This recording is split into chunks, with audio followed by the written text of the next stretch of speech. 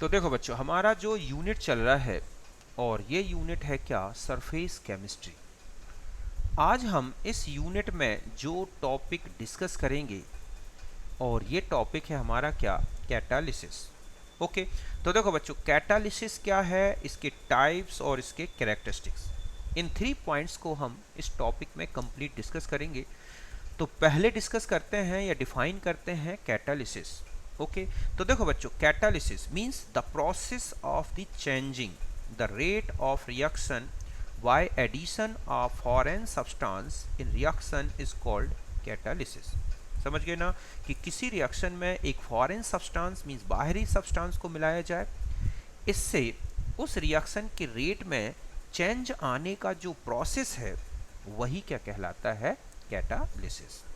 And foreign substance which can change the speed of reaction without itself undergoing any change in mass and chemical composition at the end of reaction is called catalyst. बात समझ गए कि वो foreign substance जो reaction की speed को change कर रहा है लेकिन उसके खुद के केमिकल कॉम्पोजिशन में, उसके मास में किसी भी प्रकार का कोई चेंज नहीं आता, तो इस सब्सटेंस को बोला जाता है क्या बच्चों, कैटालिस्ट। तो इस तरह से पूरा कंप्लीट एक बार डिफाइन कर लें कि the process of changing the rate of reaction by addition of foreign substance in reaction is called catalysis, and foreign substance which can change the speed of reaction without itself undergoing any change in mass and chemical composition at the end of reaction is called catalyst। यहाँ तक बात clear है। अब देखो कुछ examples से समझते हैं। जैसे KClO3 है, तो इसके डिकम्पोजिशन में MnO2 मिला दिया जाता है तो रिएक्शन एकदम फास्ट हो जाती है। तो यहाँ पर जो MnO2 है ये एक किसकी तरह वर्क कर रहा है, कैटालिस्ट की तरह। अगर इसे हटा दें रिएक्शन से तो इसके डिकम्पोजिशन का रेट कम होगा, मींस कम ऑक्सीजन लिबरेट होगी। ठीक इसी तरह से अमोनिया की, ठीक है, प्रोसेस है अमोनिया फॉर्मेशन की, हैबर प्रोसेस, तो उसमें एक कैटालिस्ट यूज होता है Fe। तो इसके मिलाने से नाइट्रोजन Fe की सरफेस पे एडजॉर्ब होता है और तेजी से एटॉमिक फॉर्म में आ जाता है और रेट ऑफ रिएक्शन बढ़ जाता है, मींस अमोनिया तेजी से बनने लगता है। तो यहाँ पर भी Fe एक क्या है, कैटालिस्ट है। ओके, अब आते हैं, नेक्स्ट है हमारा टाइप्स ऑफ कैटालिसिस। यही बहुत ही इंपॉर्टेंट टॉपिक है और इससे एग्जाम्पल आते हैं, इसके क्वेश्चंस जो है आप देखोगे कॉम्पिटिशन्स में दिखेंगे आपको। तो देखो, catalysis on the basis of faces of catalyst and reactants. तो इनकी बेस पर, मतलब जो कैटालिस्ट यूज हो रहा है और जो रिएक्टेंट है, इनकी फिजिकल स्टेट्स के बेस पर या उनकी फेसेस के बेस पर कैटालिसिस के 2 टाइप्स होते हैं। पहला है होमोजीनियस कैटालिसिस और दूसरा होगा बच्चों क्या, हेट्रोजीनियस कैटालिसिस। तो देखो, homogeneous catalysis means when reactant and catalyst are in same phases. समझ गए ना, कि जब कैटालिस्ट और रिएक्टेंट सेम फेस में हो, कि गैस गैस में हो या लिक्विड लिक्विड में हो या एक्वस और लिक्विड में हो, तो इस तरह की सेम फेसिस में अगर दिखते हैं तो हम उसे बोलेंगे होमोजीनियस कैटालिस्ट। जैसे SO2 और O2 ये दोनों गैसियस स्टेट में है और यहाँ पर जो NO कैटालिस्ट है, ठीक है, ये भी एक क्या है, गैसियस स्टेट में है। तो ये एक क्या है, होमोजीनियस कैटालिसिस। ये लैड चैम्बर प्रोसेस में आपको दिखेगा और यहाँ प्रोडक्ट भी गैसियस स्टेट में बन रहा है। ठीक इसी तरह से इथाइल एसीटेट का एसिडिक हाइड्रोलिसिस कराया जाता है। तो इथाइल एसीटेट को वाटर में डिसॉल्व करते हैं तो ये दोनों लिक्विड स्टेट में है और HCl भी ये कैटालिस्ट होता है यहाँ पर, ठीक है। तो ये भी एक लिक्विड स्टेट में है और इस तरह से प्रोडक्ट्स जो बन रहे हैं वो भी एक्वस स्टेट में है। तो ये भी एक क्या है, होमोजीनियस कैटालिसिस। ठीक इसी तरह से ये है इन्वर्जन ऑफ शुगर C12H22O11, ये भी एक्वस वाटर में डिसॉल्व कर दिया जाता है, सॉल्ट होता है, मतलब सॉलिड फिर एक्वस आ जाता है कंडीशन में डिसॉल्व होते ही। H2O लिक्विड है, ठीक है, और यहाँ पर H2SO4 जो कैटालिस्ट है वो भी क्या है, लिक्विड स्टेट में है। तो इस तरह से ये भी एक क्या है, होमोजीनियस कैटालिसिस। बात समझ गए। तो इस तरह से यहाँ पर आपने देखा होमोजीनियस कैटालिसिस के एग्जांपल्स। फिर आते हैं हेट्रोजीनियस कैटालिसिस। तो देखो हेट्रोजीनियस कैटालिसिस मींस यहाँ पर रिएक्टेंट्स एंड कैटालिस्ट ये डिफरेंट फेसेस में आपको दिखेंगे, मींस उनकी स्टेट भी डिफरेंट हो सकती हैं। तो इस तरह से जैसे SO2 और O2 कॉन्टैक्ट प्रोसेस होता है H2SO4 के फॉर्मेशन का, तो उसमें जो कॉन्टैक्ट प्रोसेस है उसमें आप देखोगे कैटालिस्ट प्लेटिनम यूज होता है सॉलिड, जबकि SO2 गैस है और O2 भी गैस है, SO3 गैस है। तो इस तरह से ये एक क्या है हेट्रोजीनियस कैटालिसिस। ठीक इसी तरह से अमोनिया की प्रिपरेशन मेथड में आयरन सॉलिड स्टेट में यूज होता है कैटालिस्ट की तरह, और N2 और H2 गैसियस स्टेट में। तो ये भी एक क्या है हेट्रोजीनियस कैटालिसिस। ये है ओस्टवाल्ड प्रोसेस जिसमें HNO3 का फॉर्मेशन होता है। तो यहाँ पर अमोनिया और ऑक्सीजन ये गैसियस स्टेट में है, जबकि PT जो कैटालिस्ट है ये क्या है सॉलिड स्टेट में। तो ये हेट्रोजीनियस कैटालिसिस के एग्जांपल्स हैं, समझ गए ना। ठीक इसी तरह से हाइड्रोजनेशन है। अगर आप देखोगे कि अगर हाइड्रोजनेशन में चले जाएं कि CH2 डबल बॉन्ड CH2 ये है गैस प्लस H2 ये है गैस, और यहाँ निकल यूज होता है सॉलिड स्टेट में कैटालिस्ट की तरह, ठीक है, और ये बन गया CH3 गैस। तो ये भी एक क्या है हेट्रोजीनियस कैटालिसिस। तो ध्यान रखें रिएक्टेंट्स और कैटालिस्ट सेम फेस में दिखें तो होमोजीनियस, और डिफरेंट फेसेस में दिखें तो हेट्रोजीनियस कैटालिसिस होगा। तो यहाँ तक बात समझ गए। अब देखो नेक्स्ट आता है कैटालिटिक प्रोमोटर्स, कि ऐसे सब्सटेंस जो अपने आप में खुद कैटालिस्ट नहीं होते, लेकिन जब कैटालिस्ट के साथ इन्हें मिक्स कर दिया जाता है स्मॉल क्वांटिटी में, तो ये कैटालिस्ट की कैटालिटिक एक्टिविटी को इंक्रीज कर देते हैं, बढ़ा देते हैं। तो ऐसे सब्सटेंस कहलाते हैं बच्चों क्या कैटालिटिक प्रमोटर। और ये ऐसा क्यों करते हैं? क्योंकि they increase the free valencies और एडजॉर्प्शन कैपेसिटी ऑफ कैटालिस्ट। समझ गए बच्चों कि ऐसे सब्सटेंस मतलब substances which themselves are not catalyst but when mixed in small quantities with the catalyst increases catalytic activity of catalyst, तो ये कहलाते हैं are called catalytic promoters and they increase free balances और adsorption capacity of catalyst। जैसे देखो ammonia के formation की Haber process में निकल और आयरन का यूज कैटालिस्ट की तरह होता है। अब इसमें अगर मोलिब्डेनम मिला दिया जाए तो Fe की कैटालिटिक पावर और भी ज़्यादा बढ़ जाती है, लेकिन अकेला MO रखा जाए, Fe ना मिलाया जाए, तो कैटालिस्ट मतलब यहाँ पर ये अपना कैटालिस्ट की तरह वर्क नहीं करेगा। लेकिन आयरन के साथ जब MO मिलाया जाए तो ये आयरन की कैटालिटिक पावर को बढ़ा देता है। मीन्स MO खुद कैटालिस्ट नहीं है कि हम यहाँ पर Fe की जगह MO मिला दें और फिर रिएक्शन देखें, तो ये कैटेलाइज्ड नहीं करेगा। लेकिन कैटालिस्ट के साथ मिला हुआ है Fe के साथ, तो ये Fe की कैटालिटिक पावर को बढ़ा रहा है। ठीक इसी तरह से वेजिटेबल ऑयल और हाइड्रोजन, इनके हाइड्रोजनेशन में निकल कैटालिस्ट होता है, लेकिन इसमें मतलब कुछ स्मॉल क्वांटिटी में कॉपर मिला दिया जाता है, तो यहाँ पर ये एक कैटालिटिक प्रमोटर की तरह वर्क करता है। तो यहाँ पर आप समझ गए, लेकिन अकेला कॉपर मिला दिया जाए तो कोई कैटालिसिस नहीं होगी। तो ऐसे सब्सटेंस जो खुद कैटालिस्ट नहीं है लेकिन कैटालिस्ट के साथ मिलकर कैटालिस्ट की कैटालिटिक पावर को बढ़ा देते हैं, उनको हम बोलते हैं कैटालिटिक प्रमोटर्स। बात क्लियर है? अब हम आ जाते हैं कैटालिटिक पॉइजन्स। तो देखो बच्चों कैटालिटिक पॉइजन्स क्या है? मतलब ऐसे सब्सटेंस जो किसी भी प्रकार का सिंगल अकेला रहने पर कैटालिसिस में कोई पार्टिसिपेट नहीं करते, लेकिन अगर कैटालिस्ट के साथ इनको मिला दिया जाए तो ये कैटालिस्ट की कैटालिटिक पावर को डिस्ट्रॉय कर देते हैं, डिक्रीज कर देते हैं। ऐसे सब्सटेंस कहलाते हैं क्या? Catalytic poisons. समझ गए कि substances which destroy the catalytic activity of catalyst why their presence are known as catalytic poisons. Okay, जैसे देखो ये है कॉन्टैक्ट प्रोसेस जिसमें प्लेटिनम एस्बेस्टॉस का यूज होता है कैटालिस्ट की तरह, लेकिन अगर गलती से इसमें आर्सेनिक ऑक्साइड AS2O3 आ जाए तो ये यहाँ पर कैटालिटिक पॉइजन बन जाता है। मींस SO3 का फॉर्मेशन बिल्कुल स्लो हो जाता है या रुक जाता है। ठीक इसी तरह से हैबर प्रोसेस में अमोनिया की कैटालिस्ट कौन है? आयरन। लेकिन गलती से अगर यहाँ पर कार्बन मोनोऑक्साइड आ गया समझ गए ना, कौन आ गया, कार्बन मोनोऑक्साइड CO। तो ये कैटालिटिक पावर जो है CO जो है Fe की कैटालिटिक पावर को कम कर देता है या डिस्ट्रॉय कर देता है। ऐसा इसलिए होगा क्योंकि आयरन CO के साथ एक कार्बोनाइल कंपाउंड बना लेता है, और ऐसा होने से इसकी जो कैटालिटिक पावर है, ठीक है, Fe की, वो डिस्ट्रॉय हो जाती है।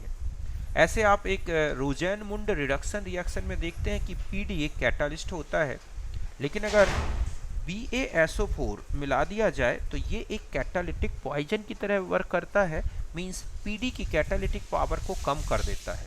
और यहाँ पर ये जो एल्डिहाइड बना है, समझ गए ना, कौन, CH3CHO, इसको आगे अल्कोहल में रिड्यूस होने से रोक देता है, मींस रिएक्शन CHO के फॉर्मेशन तक ही चलती है। तो यहाँ पर BaSO4 एक कैटालिटिक पॉइजन का वर्क करता है। तो बात समझ गए कि कैटालिटिक पॉइजन्स जो कैटालिस्ट की कैटालिटिक पावर को कम कर दें, और कैटालिटिक जो प्रोमोटर्स हैं या एक्टिवेटर्स जो कैटालिस्ट की कैटालिटिक पावर को बढ़ा दें। तो यहाँ तक बात समझ गए। फिर आते हैं हम एक्टिविटी ऑफ कैटालिस्ट। कुछ टर्मिनोलॉजी और यूज होती है। देखो, एक्टिविटी ऑफ कैटालिस्ट मतलब कोई भी कैटालिस्ट कितना, ठीक है, एबिलिटी शो करता है कि रिएक्शन को कितने टाइम्स एक्सिलरेट कर सकता है। यही लिखा है कि it is the ability of catalyst to accelerate chemical reaction in how many times than normal condition. समझ गए बच्चों कि कोई रिएक्शन एक नॉर्मल कंडीशन में चल रही है, तो उस रिएक्शन में जब हम कैटालिस्ट मिलाते हैं तो रिएक्शन कितने टाइम्स एक्सिलरेट हो गई, बढ़ गया उसका रेट, तो ये उस कैटालिस्ट की जो एबिलिटी है एक्सिलरेट करने की, यही कहलाती है activity of catalyst. The degree of acceleration can be very high, 10 to the power 10 times in certain reaction. मतलब कैटालिस्ट में इतनी पावर होती है कि वो रिएक्शन के रेट को 10 to the power 10 टाइम्स तक बढ़ा सकते हैं, चेंज कर सकते हैं। Okay, activity of catalyst depends upon strength of कीमोसॉर्प्शन।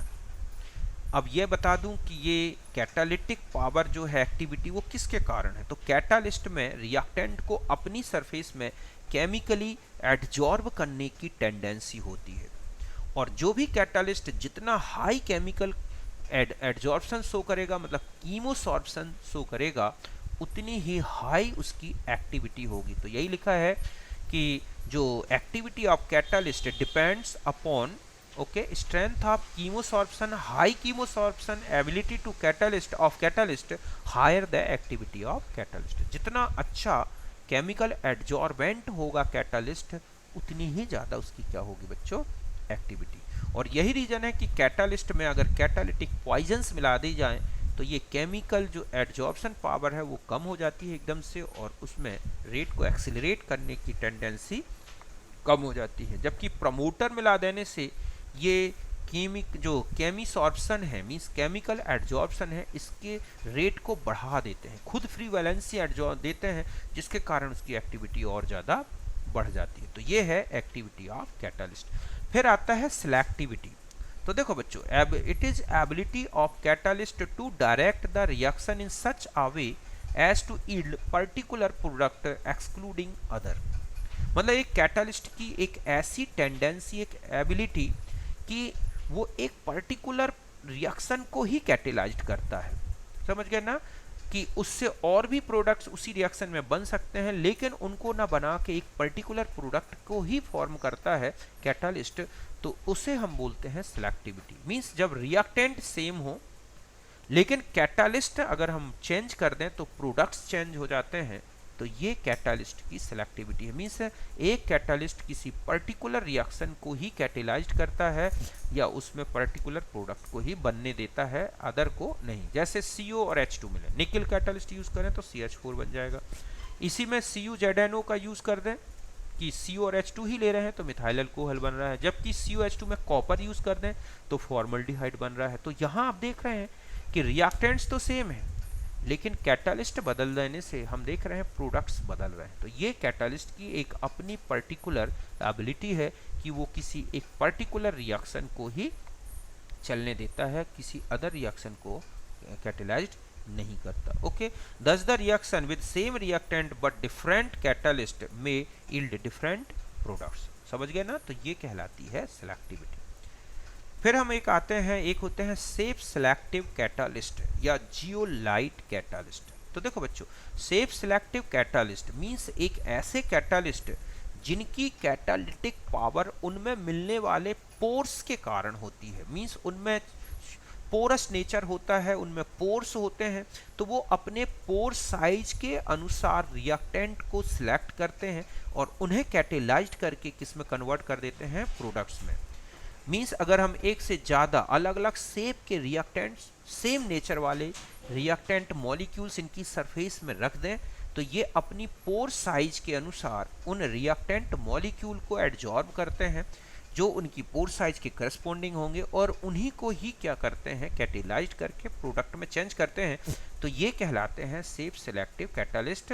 ये टेंडेंसी जियोलाइट में देखने मिलती है, इसलिए इनको जियोलाइट कैटालिस्ट कहते हैं। ठीक है, तो देखो यही लिखा है कि द कैटालिस्ट, ठीक है, catalytic reaction whose rate depend upon the pore structure of catalyst and size of reactant and product molecule is called shape selective catalyst. समझ गए बच्चों कि ऐसे कैटालिटिक रिएक्शन जिनमें उनका जो रेट है वो उसमें यूज होने वाले कैटालिस्ट की पोर साइज और रिएक्टेंट और प्रोडक्ट मॉलिक्यूल की साइज, शेप, इस पर डिपेंड करता है, तो वो कहलाता है सेफ सिलेक्टिव कैटालिस्ट।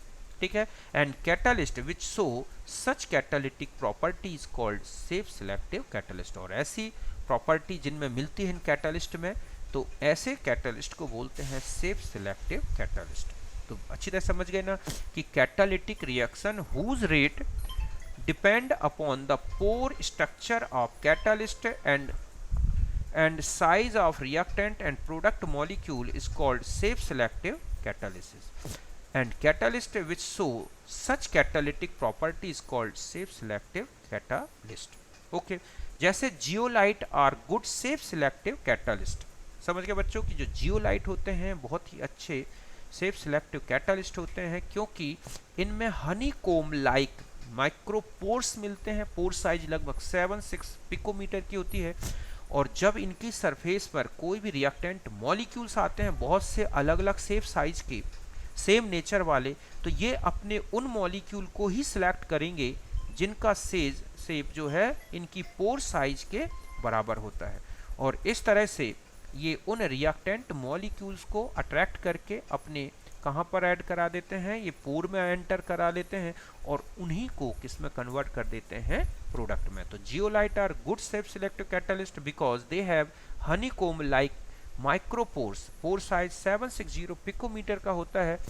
ठीक है, तो ऐसे zeolite select the reactant molecule of particular size corresponding to micropore size and adsorbed these reactant molecule and convert it into product by catalytic process। ठीक है, तो इनको हम बोलते हैं क्या, जियोलाइट कैटालिस्ट। समझ गए ना, तो इस तरह से हम कहें कि ये जियोलाइट कैटालिस्ट है, इनमें ये पोर्स बने हुए हैं, जब रिएक्टेंट मॉलिक्यूल इनकी सरफेस पर आते हैं तो ये बड़े मॉलिक्यूल तो सरफेस में ही रह गए, लेकिन जो इनकी पोर साइज के मॉलिक्यूल थे वो इन पोर में गए और प्रोडक्ट्स में चेंज हो गए। इनको बोलेंगे हम क्या, सेफ सिलेक्टिव कैटालिस्ट। जैसे ZSM5, ये है जियोलाइट सीव माइक्रो मॉलिकुलर पोरोसिटी 5, इसका फुल नेम है जियोलाइट सीव मॉलिकुलर पोरोसिटी 5। इसका यूज होता है कि ये अल्कोहल को डायरेक्ट गैसोलीन में चेंज कर देता है। समझ गए ना, तो इसका सबसे इंपॉर्टेंट एग्जांपल यही है और यही ऑब्जेक्ट में आता रहता है। और एक तो आता है कि जियो सेफ सिलेक्टिव कैटालिस्ट का यूज जो होता है उनमें कौन से कंपाउंड आते हैं, तो ये हैं जियोलाइट, जो एक प्रकार के एल्यूमिनोसिलिकेट्स होते हैं। यही लिखा है मैंने कि zeolites are naturally occurring aluminosilicates having general formula ये है MX/N AlO2X SiO2 जहाँ N है चार्ज ऑफ मेटल आयन। तो इसमें क्या होता है कि जियोलाइट में कुछ सिलिकॉन एटम्स जो होते हैं 4+ वाले, वो एल्यूमिनियम आयन से सब्सटीट्यूटेड हो जाते हैं। ऐसे में क्या होगा कि पॉजिटिव चार्ज जो है बैलेंस्ड नहीं हो पाता। ठीक है, कि ये लिखा है कि SN4+ ion substituted by aluminium, then each aluminium ion generate 1 negative charge. मतलब वहाँ 4+ था, अब 3 प्लस जाएगा तो एक नेगेटिव चार्ज बढ़ जाता है जियोलाइट में, और उसी को न्यूट्रल करने के लिए क्या होता है बच्चों कि कोई ना कोई मेटल आयन इस तरह से जियोलाइट में जुड़ जाता है। और ये मेटल आयन हो सकते हैं जैसे सोडियम, पोटेशियम, यही लिखा है रुबिडियम, इस तरह से। तो ये जियोलाइट का जनरल फॉर्मूला होता है AlO2x SiO2y x माइनस। तो इस तरह से Mn+, तो ये इस तरह का फॉर्मूला जियोलाइट का होता है। तो एक तो ये पॉइंट याद रखना है कि जियोलाइट होते क्या है। दूसरा है कि सेल्फ सिलेक्टिव कैटालिस्ट में किन का यूज होता है। तीसरा है अल्कोहल को गैसोलीन में चेंज करने वाला कैटालिस्ट कौन सा है, ये है। ठीक है, फिर बचती है last mechanism of heterogeneous catalysis. तो देखो बच्चों, हेट्रोजीनियस कैटालिसिस को एडजॉर्प्शन थ्योरी से एक्सप्लेन किया गया है कि जो कैटालिस्ट होता है वो एक प्रकार का एडजॉर्बेंट होता है। यही लिखा है कि according to this theory reactant molecules are adsorbed on the surface of solid catalyst. Due to this the concentration of reactant on the surface, ठीक है, due to this concentration of reactant on the surface and heat of adsorption utilised, ठीक है, due to this concentration of reactant on the surface increases, okay, यहाँ पर आएगा क्या, increases and heat of adsorption utilized for activation of reactant molecules, as a result increase the rate of reaction। कि ये है catalyst. Catalyst की surface पर ये फ्री वैलेंसीज होती हैं, मींस ये है हमारा। तो यहाँ पर जो ये एक प्रकार का क्या बन गया, एडजॉर्बेंट। ठीक है, ये क्या है, एडजॉर्बेंट। तो यहाँ पर ये जो रिएक्टेंट मॉलिक्यूल्स हैं ये क्या है, एडजॉर्बेट। तो ये reactant molecule in free valencies से एडजॉर्ब हो जाते हैं, और इस तरह से रिएक्टेंट मॉलिक्यूल जैसे ही कैटालिस्ट की सरफेस पर एडजॉर्ब हुए, इसमें कुछ हीट निकलती है, वो हीट इन रिएक्टेंट मॉलिक्यूल को एक्टिवेट कर देती है। फिर जैसे ही ये एक्टिवेटेड होते हैं, इनके बीच में पार्शियल बॉन्डिंग हो जाती है और एक रिएक्शन इंटरमीडिएट बनता है, मींस एक्टिवेटेड कॉम्प्लेक्स बनता है। और जब बॉन्डिंग कंप्लीट हो जाती है इन रिएक्टेंट मॉलिक्यूल्स के बीच में, तो ये प्रोडक्ट बन के और कैटालिस्ट की सरफेस से फ्री हो जाते हैं और इनका डिसॉर्प्शन हो गया और ये कैटालिस्ट रीजनरेट हो गया।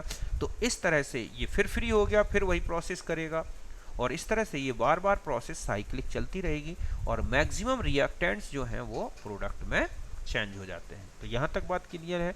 तो इस तरह से ये है मैकेनिज्म ऑफ कैटालिसिस। तो आपको ध्यान रखना है कि जो हेट्रोजीनियस कैटालिसिस है उसकी मैकेनिज्म जो है एडजॉर्प्शन थ्योरी से दी गई है। अब इंपॉर्टेंट कैरेक्टरिस्टिक्स ऑफ कैटालिस्ट देखो बच्चों की, catalyst can not initiate the chemical reaction. कोई भी कैटालिस्ट किसी रिएक्शन को इनिशिएट नहीं कर सकता, केवल उसके रेट को चेंज कर सकता है। बाकी रिएक्शन अगर उनके बीच में नहीं हो रही है रिएक्टेंट्स के बीच में, तो कैटालिस्ट कभी उनके बीच में रिएक्शन नहीं कराएगा। दूसरा है small quantity of catalyst generally sufficient for catalyse the reaction.